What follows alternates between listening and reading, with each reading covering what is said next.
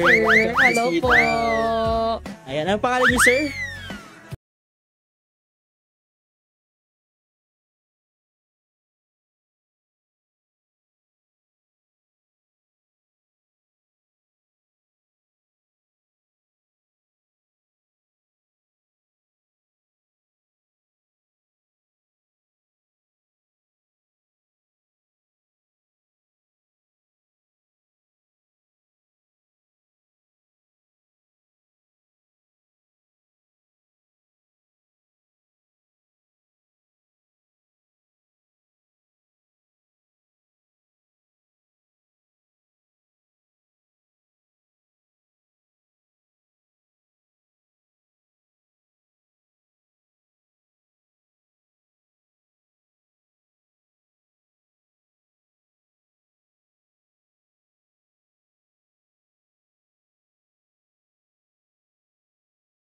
Nagpa-drop by lang talaga ako kasi nasa Okada kami ngayon.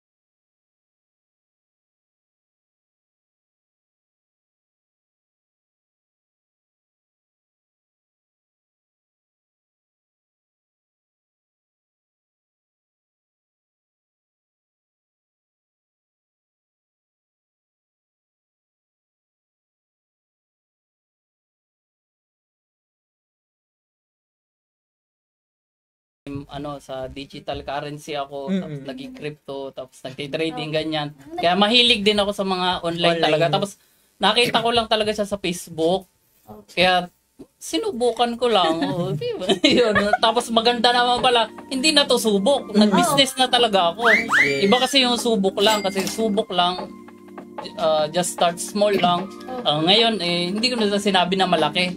Pero, business na talaga. Yes. Yun lang talaga. Hindi niya sinabing malaki, pero magkano naging starting capital? Kailangan pa talaga din. Maliit. Ano lang, sakto lang.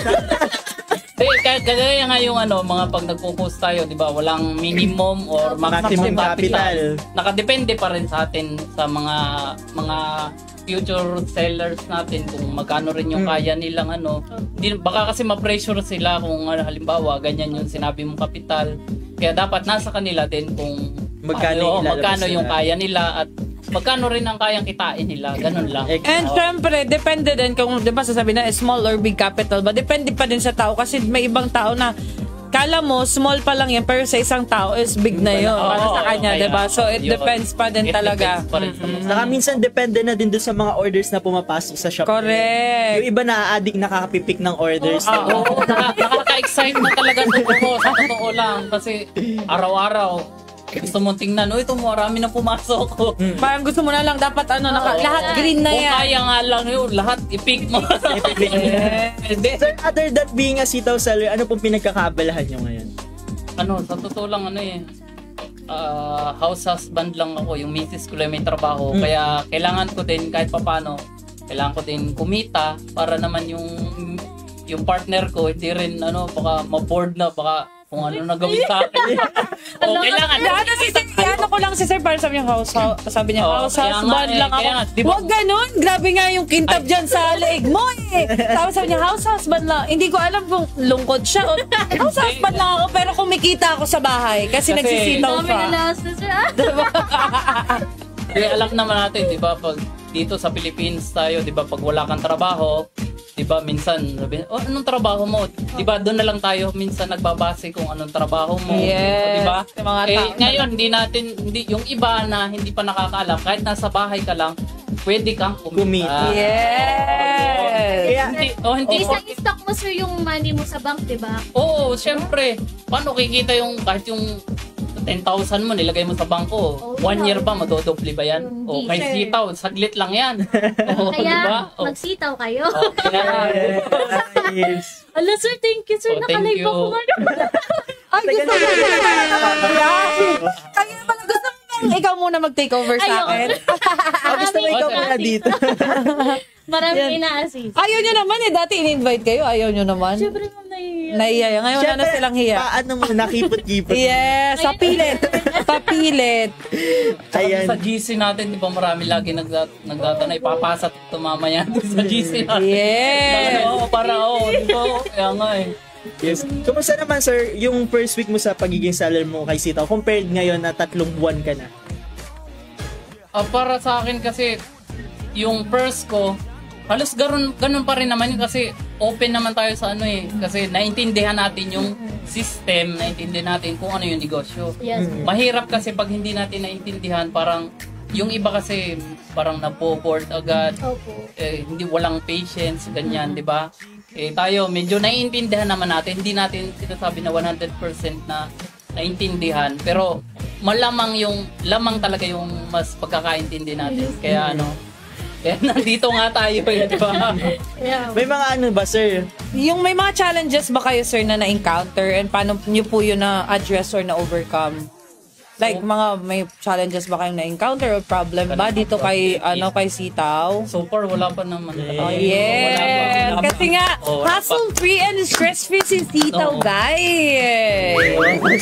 Wala naman, sir. Wala pa talaga. Ayun hindi kami robot ha. Ayan si sir ha. Hindi namin yan, Siguro yung sa iba, pero nagkakaproblema. Pero hindi naman siguro lahat nagkakaproblema. Swerte pa lang ako kasi wala pang mga Wala pa po problem na nangyayari sa store.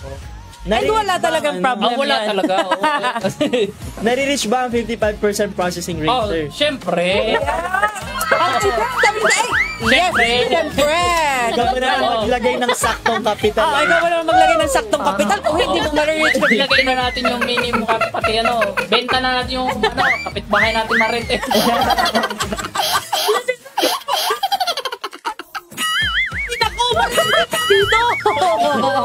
Ayan, sa pag-reach yun ng 55% processing rate, ano po yung mga strategy ninyo? Basta yung before lang siya evaluation, ano lang ko, yung regular na nagpipick ako ng orders, pero pag evaluation na, doon ko na talaga inaano para pasado talaga. Para doon ko na binubuhos yung... Parang everyday si sir everyday nagpa-process. Pero pag malapit na yung evaluation, doon mo tinutodo. Doon ko tinutodo. Para makuha. Kasi para makuha ko talaga yung... 55%. Kasi kailangan nga natin mag-set tayo ng limit natin daily. Tapos iba pa yung pag malapit na tayo kasi 3 months na tayo siyempre alam na natin yung kung processing rate. Pero yung mga hindi naman makapasa sa processing rate, okay naman, at least profit pa rin na bumabalik. Yung kasi yung hindi naintindihan ng iba, pag nanonood sila ng mga ibang mga tutorial, ay may ganyan pala yan, may ganyan, hindi naintindihan, tapos ayaw na agad. Hindi nila alam na may 6% sila nakita. Yes! Yun nga. Not bad. 6%, diba? Sino bang bibigay sa bangko nga? 1 year per annum mo, diba? 1.5. Pwede ba yun? Kung may 1 million ka, ikaw yun. Hi! Parang 1M pala! Pala ang kapitan. Ayun! Sinasabi sa akin na Hindi naman. May mga na ba kayo, sir? Affiliates na? Meron na nagsisimula. Gaano na karaming affiliates mo, sir, in the span of 3 months? Hindi naman talaga ako mostly nagpo-promote pa ng kasi nga medyo tama din ako mag-response sa mga sa mga nagtatanong sa akin kasi medyo parang magpapaliwanag ako tapos wala rin man nangyari. Parang yun yung parang wala kayo dyan. Parang gano'n. Okay, kasi nga wala naman sa pilitan. Wala naman sa pilitan kasi kung gusto mo, okay. Kung ayaw mo, okay din. Kasi kumikita naman ako Ang gusto ko lang din, makatulungan sana kayo. Diba? Share the blessing. O share ko lang din kung ano yung nalalaman ko. Yung iba kasi hindi naman open. Sa bagay, it's okay naman. 3 months pa lang naman si sir. Baka malay niyo mga pag tumagal pa si sir, dun niya maano yung sa affiliate. Siguro now si sir kasi mas pinafokusan niya yung pagpaprocess ng order. At saka nga pala, i-share ko lang na na-approvean ako dun sa sa partnership. Oh, congratulations! Ay, no, 3 days pa lang. Yes, sige po. Ganun na lang. Looking forward na lang tayo na sana sa next visit ni Sir is kasama niya na din yung mga affiliates niya, di ba? Sana. Yun. Ayan, sir. Nag-withdraw na po ba kayo, sir? Totally. Hindi ko pa talaga plano mag-withdraw. Pinapaikot niya po yung capital. So, yun yung talaga. May goal. Parang ang laki-laki na niya. Maganda kasi may goal ka Hindi yung para nagkapera ka lang, may perang konti, tapos withdraw. Paano mo makukuha yung goal mo? Diba? One day millionaire. Parang ganon. Okay. Okay, sir. For you, sir, what's the most important thing or quality sa pagiging seller sa sitaw? Ano ba dapat tang meron ka? Kailangan din talaga yung patience talaga. Tapos, maintindihan mo kung ano yung system, kung ano yung business. Yun talaga dapat yung number 1. Any advices, sir, or tips para sa mga gusto pa lang mag-seller dito kay Sitaw? Sa mga gusto pa lang mag-umpisa tapos hindi naman talaga ganun kalaki yung kapital, much better na mag-start lang talaga para yung mga susunod na mga araw, malalaman nyo na pwede na kayong mag-go at least alam nyo na kung ano yung proseso o kung paano kayo kikita, kung ilang araw kayo kikita o at least alam nyo na nag-start na kayo. Yun yung importante, yung makapagsimula. Yun lang. Yun talaga kasi kailangan pa mag-uumpisa, di ba? Kailangan ka mag-uumpisa kung nakikita mo na marami ng mayaman. Kung pwede naman na makipagsabayan ka na. Kung pwede naman magsimula ka na ngayon. Yes. Bakit kailangan hintayin po yumaman pa yung mga katulad namin na hindi pa mayaman? Very humble. Kaya na daw, guys, baka gusto niya ng yumaman, gamitin niyo ng referral code ni Sir. Alam mo ba referral? Marvin. Big letter, Coach Marvin. Ayun, Coach Marvin. Sa partnership na din kasi siya. Yun po. Baka gusto niyo maging pa lang, kimsi. pero wala pa ako nakuhang affiliates dun. 3 days pa lang. Hindi naman kasi yung sa store niya. Ikaw pa din naman mag-a-assist. O, tawag doon. Ito naman, nababa ka tuloy. Ayun, so thank you so much po sir sa pag-ano sa amin sa, ang tawag doon, sa pagpayag na ma-interview Ma-interview ka dito ka. sa live. And to her, na gustong-gusto pala sa live. Magbati ka naman sa mga viewers. Shoutout mo naman! Mag-shoutout ka naman. Hi, ayos na. Sa Bicol, then sa mga sellers ko na Sabihin mo pa. Sabihin mo, mama, nasa TV na ako. Mama, nasa TV na ako.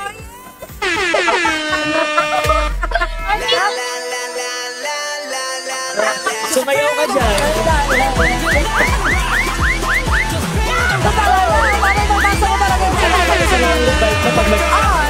Dati kasi mahihain pa sila.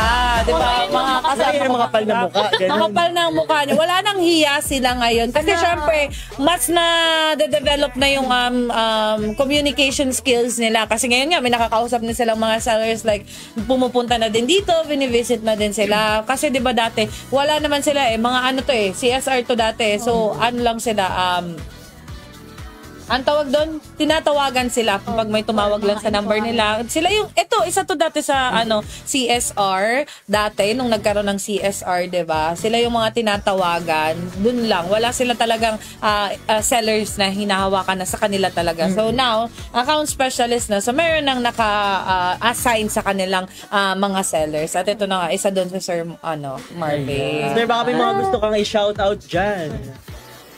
Shout out ko yung shout out ko lang yung mga yung mga affiliates ko. Meron akong affiliates na nandito na tayo simula na.